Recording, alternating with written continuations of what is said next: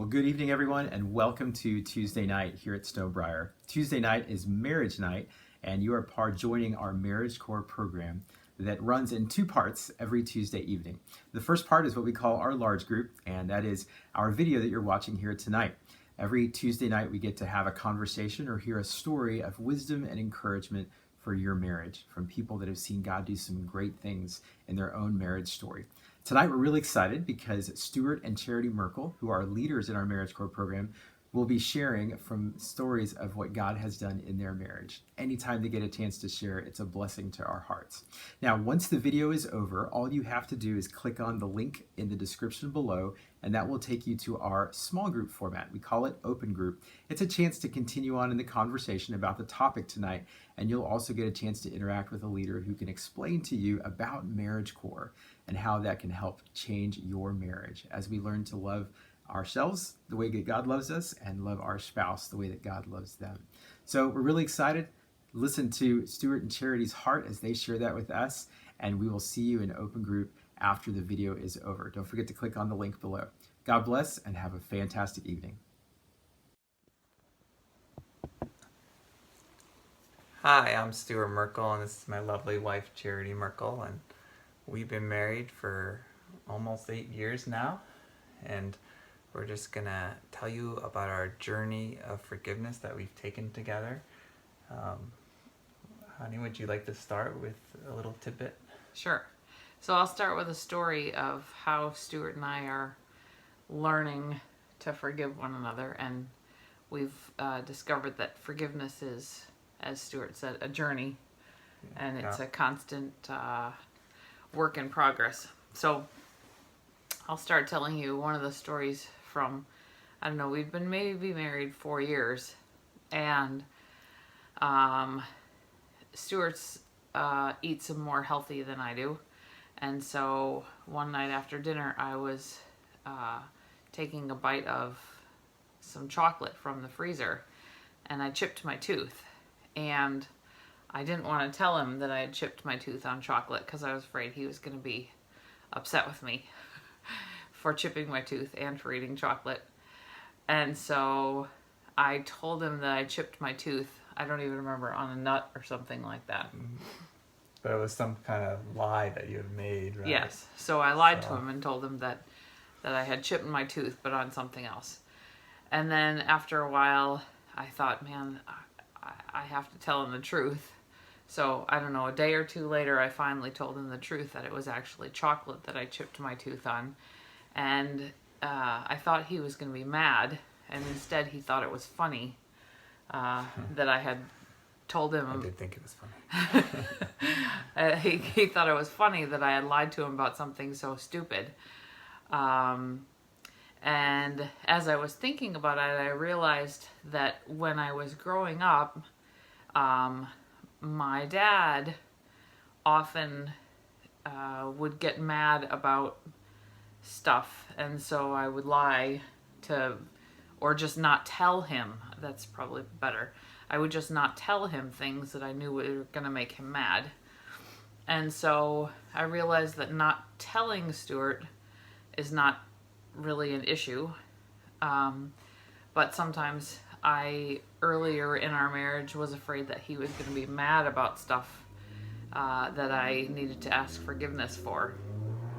And so I would, so in that case, I chose to tell him a lie, and he was very gracious and as you can tell, something so small, I was easily able to forgive her on such a thing. But I thought it was funny that she even had trouble, telling me what had happened. But yeah, and I thought he was going to be mad or upset with me, and he wasn't. So that was sort of my beginning to, okay, I can tell him bad stuff and he's not going to get mad at me. Yeah, generally. That was the great thing that happened from that little story, is that Charity now spends a lot more, she's a lot more open about telling me the things that happen, and that even projected into the bigger things, and now she's able to tell me the bigger things. So now it's my turn to tell you my story. This story happened with our third child. We have 4 kids and actually one more on the way, but this was when we just had were about to have our third one. Before we were about to have our third one, I had a whole 2 weeks before the baby came to kind of spend some time around the house and prepare for the baby coming to help my wife. Because it was Christmas break. Because it was Christmas break, so we had that break time. And but during that time, I started dreaming up ideas of do-it-yourself projects, and then I thought, wow, wouldn't it be great if I had a shed in the backyard, because I have all these tools and stuff that are just getting in my way. And I thought this could be helpful to the family. We need more space. We have a little 2,000 square foot house and stuff piled on top of one another. I'll just build this shed. Oh, and I know it's just a day or two before the baby's gonna be born, but I'll do it right after the baby's born, because I'll have paternity leave, 2 to 3 weeks of paternity leave that I can use that time. So then our wonderful third child came, Joy, and just a wonderful, amazing baby. And when she came, and the other 2 were 3 and not quite 2 yet. Yes. So we had a 3-year-old and a 1-year-old. So a 3-year-old and a newborn. 1-year-old. So when the third child came, I think maybe I spent a day or two helping with the newborn, and then I started my shed project in the backyard because I had all this time off. Instead of helping my wife, I thought, I'll just do this, and my father and mother-in-law are in town, so they'll help her with the baby. But of course, what ended up happening was Charity felt more and more neglected and really needed me. Here I am, totally involved with my project, and nothing else was fazing me at that time. So you can imagine that she was getting pretty furious at me. And I have a bad habit of, once I start a project, I can't let go of it. I want to complete it. So eventually she confronted me on it, and I realized, wow, you're so right. I didn't put her first. Instead, I put myself first, and my projects and my tasks and my ideas. So I had to ask for her forgiveness for that time, and for her graciousness, she forgave me. And I think the memory of it didn't go away for her, and it doesn't. This was one of our points about our lessons, is that you don't forget these things. But she was able to forgive me, and then we can move to the next step, which was restoration from that. Yeah. Right. And as Stewart said, you don't forget, but now it's kind of funny. Sure. The things. And it's funny that I did that to me, but yeah, it's a little funny that I so forgot to put my wife first. Instead, I put a shed first instead of the baby too. Instead of the baby too. That's true.